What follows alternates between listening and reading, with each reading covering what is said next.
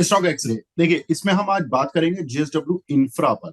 इस पर अंशुल जी काफी समय से इस पर राय भी देते आए हैं। बहुत सारे लोगों ने अलग अलग लेवल्स पर लिए हैं, क्वेरीज आती हैं। हमने कहा इसमें एक बहुत बड़ी खबर आई और जो इसका एक सबसे लास्ट हैंगओवर था वो भी अब उतरने की तरफ है। लेकिन ये खबर जो आई है ये पॉजिटिव है नेगेटिव है, इसको भी जानने की कोशिश करते हैं। देखिए, फ्राइडे को मार्केट बंद होने के बाद इसमें खबर आई कि कंपनी फंड रेजिंग करने वाली है। या तो एक नया एफपीओ लाएगी, यानी कि आईपीओ के बाद जो एक फॉलो ऑन पब्लिक ऑफर होता है वो लेकर आ सकती है, या क्यूआईपी भी ला सकती है, राइट इशू भी ला सकती है। तीनों में से एक दो तीन का जो भी कॉम्बिनेशन बनाना चाहे वो भी ला सकती है।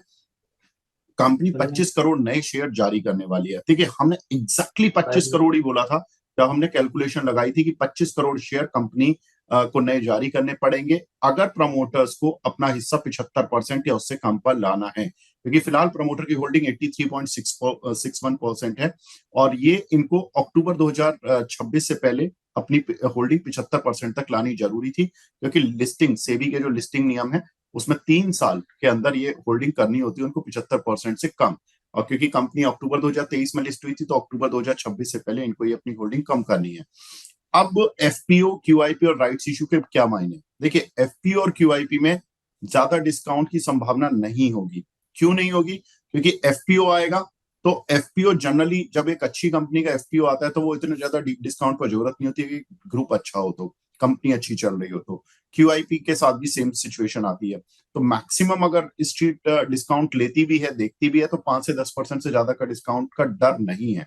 लेकिन हाँ, राइट्स इशू अगर आता है तो थोड़ा सा डीप डिस्काउंट कई बार हो जाता है, क्योंकि राइट इशू में होता क्या है कि वो 10 शेयर पे 4 शेयर 6 शेयर इस तरह का जो एडजस्टमेंट आता है उस एडजस्टमेंट के चक्कर में कई बार शेयर थोड़ा सा नीचे आ जाता है।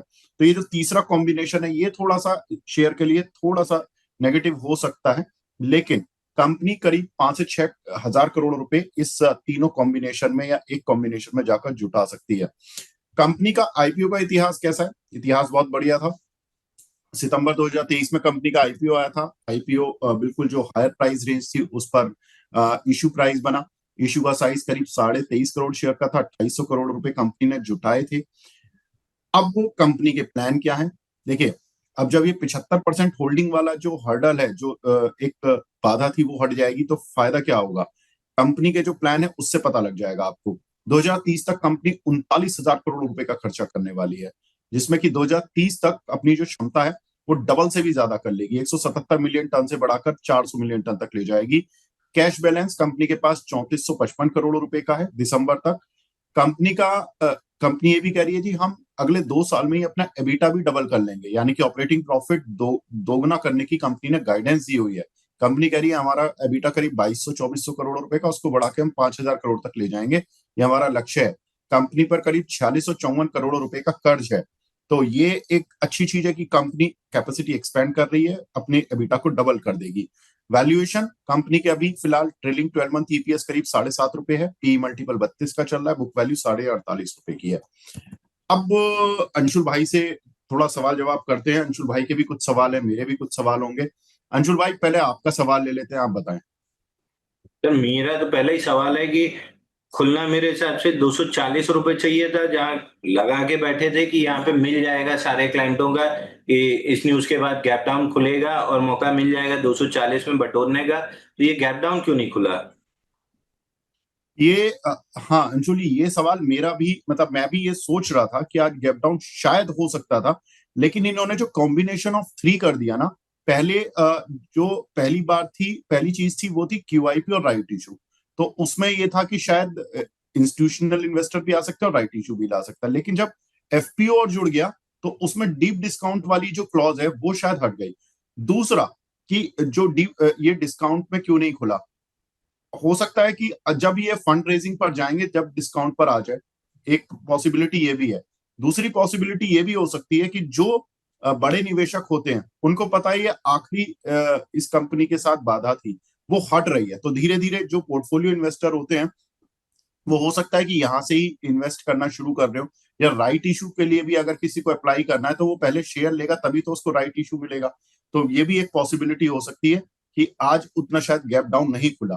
लेकिन अभी फंडिंग जब तक क्लैरिटी नहीं आती कि ये कौन से कॉम्बिनेशन पर जाएगी जब तक मतलब fundamentally as an fundamental analyst में बोल सकता हूँ कि थोड़ा सा इस चीज का ध्यान रखना है। लेकिन ये आखिरी बाधा है, 75% नीचे आने के बाद जिस तरह के कंपनी के प्लान है, फिर कंपनी का प्लान बहुत मतलब सही लग रहा है। बाकी आप बताओ सर, चार्ट पे देख के एक्चुअल में तो रिकमेंडेशन आप ही दोगे कि कौन सी रेंज को पकड़ के चलें, कहां पर मतलब बाय कर लें, कहां पर इसको मतलब किस रेंज में एक्यूमुलेट करना है या बाय कर सकते हैं।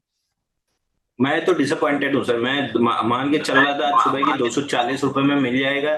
सभी क्लाइंट्स के प्री मार्केट में सौदे लगा के बैठे थे कि 240 रुपए में अगर गैप डाउन खुलता है, एक आध 2 रुपए ऊपर नीचे भी जहां भी जैसा होगा, डीलर को इंस्ट्रक्शंस थे कि 240 रुपए 53 पैसे स्विंग लो है, जहां से लास्ट टाइम रिकमेंड करना स्टार्ट किया था।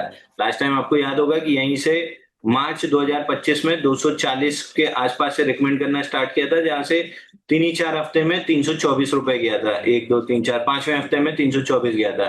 उसके बाद से साइडवेज गया, फिर नया हाई लगा 349 का, वहां से पूरा करेक्शन स्टार्ट हुआ है। तो हम एक्सपेक्ट कर रहे थे कि वहां पे डबल बॉटम बनेगा, नहीं मिला। अब थोड़ी सी क्लैरिटी जितना मेरे को समझ में आया कि राइट इशू में माल लेने के लिए भी आपको पहले माल खरीदना पड़ेगा। मे बी वही बाइंग है जिसकी वजह से नीचे नहीं आया। तो मतलब मैं ये मान के चल रहा हूँ कि शायद राइट इशू के द्वारा ही ये पैसा उठाएंगे। और चूंकि बड़े इन्वेस्टर को पता है कि ये आखिरी है जहां पे माल मिल सकता है आपको बड़ा चंक मैनेजमेंट से, क्योंकि अगर आप बड़ा चंक मार्केट से खरीदने जाओगे तो धीरे धीरे करके प्राइस आप ही पंप इन कर दोगे। तो बड़ा चंक आपको मैनेजमेंट से मिल सकता है, वो आखिरी मतलब this is the last chance. तो या तो अगर ये राइट्स इशू लाते हैं तो उसके लिए इन्वेस्टर रेडी कर रहा है बड़ा पैसा। अगर क्यूआईपी आता है तो भी बहुत ज्यादा डिस्काउंट मांगने की बार्गेन कैपेसिटी में तो नहीं होना चाहिए रिटेल मतलब क्यूआईपी वालों को, क्योंकि आपका एक्सपेंशन इतना ज्यादा प्लान्ड है और ड्यूओपोली बिजनेस है। तो अगला आपको डिस्काउंट तो देने से रहा, क्योंकि उसको पता है अटकी आपकी है उसकी नहीं है। ड्यूओपोली धंधे में या तो मेरे पास इन्वेस्ट करोगे या अदानी पोर्ट में जाके इन्वेस्ट करोगे। तो दोनों ही केस में आपके पास बार्गेन पावर नहीं है। तो उस हिसाब से अगर मिल जाता 240 तो हम ले लेते, नहीं मिला कोई दिक्कत नहीं है। अब हम ब्रेकआउट के लिए वेट करेंगे। एक्सट्रीम शॉर्ट टर्म में 271 का ब्रेकआउट है, अगर वो मिलता है तो बाई करेंगे। तो 240 पे या 271 के ऊपर जहां भी मिलेगा बाई ही करेंगे। बिल्कुल ठीक है। तो ये रेंज है बाय करने वाली इस शेयर को। देखिए फंडामेंटली एक चीज और अंशुल भाई, जब 119 की आईपीओ का शेयर आप 350 तक पहुंचा देते हो 3 साल के अंदर, यानी 3 गुना आप करवा देते हो, तो आप इन्वेस्टर के सामने कॉन्फिडेंस के साथ बैठते हो कि देखो मैं एक मजबूत कंपनी चला रहा हूँ, मजबूत ग्रुप है मेरा, और मैंने 3 साल में लिस्टिंग के बाद ये शेयर 3 गुना तक भी पहुंचा। तो अगर मैं एफपीओ लेकर आ रहा हूं तो मेरी जो एक कंडीशन होंगी वो ज्यादा मानी जाएंगी। तो ये प्रमोटर की शायद इस समय एक स्ट्रेंथ बता रहा है इस शेयर में। सर मैं जेएसडब्ल्यू इंफ्रा को किनारे रख भी दूं तो मैं ग्रुप की बात कर लेता हूं। ग्रुप ने हमेशा इन्वेस्टर को पैसा कमा के दिया है।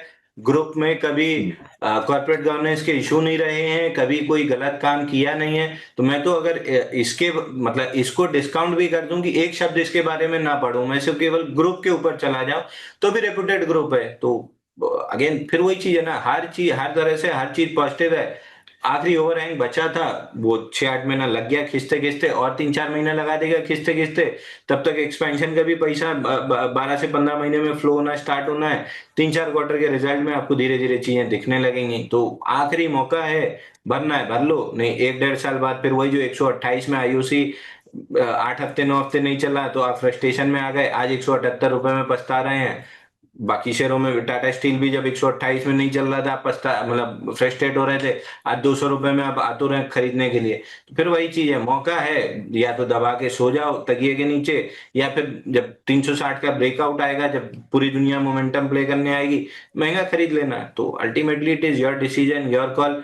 Being a trader 271, being an investor यहां से लेके 240, and being a long term investor SIP. तो आप अपने हिसाब से डिसाइड कीजिए आप क्या हैं, और उस हिसाब से उसमें इन्वेस्टमेंट की स्ट्रैटेजी बनाइए। हर चीज एक ही आदमी के लिए नहीं होता है, बुफे लगता है तो उसमें वेज नॉन वेज और तमाम तरह की चीजें होती हैं। तो आप अपने मतलब की चीज उठाते हो, तो अगर आपके मतलब में बैठ रहा है जेएसडब्ल्यू इंफ्रा, उठा लो। आपके मतलब में नहीं बैठ रहा है, छोड़ दो। बिल्कुल ठीक है। तो स्ट्रेटेजी क्लियर सर, एक रेंज हमें पता है, उठाना है लॉन्ग टर्म के लिए। और बाकी सारी फंडामेंटल बात भी हो गई है। अब जैसे जैसे कंपनी में डेवलपमेंट होंगे हम आपको समय समय पर डेवलपमेंट देते रहेंगे, डेवलपमेंट से अवगत कराते रहेंगे। अंशुल भाई बहुत बहुत शुक्रिया। अब अगर डिस्क्लेमर देना चाहें तो दे दें सर। सर जितने भी स्टॉक हमने डिस्कस किए हैं कोई भी मेरे पर्सनल पोर्टफोलियो में नहीं है। रिलायंस है उस पर मैंने कोई सलाह नहीं दी है, हाईटेक पाइप है उस पर मैंने कोई सलाह नहीं दी है। तो ये दोनों मेरे पर्सनल पोर्टफोलियो में, बाकी जो सलाह आपको दी है वही लगभग सभी को दी है, तो कहीं कॉन्फ्लिक्ट ऑफ इंटरेस्ट नहीं है। ठीक है अंशुल साहब, बहुत बहुत शुक्रिया हमसे जुड़ने के लिए, अपना कीमती समय देने के लिए। धन्यवाद।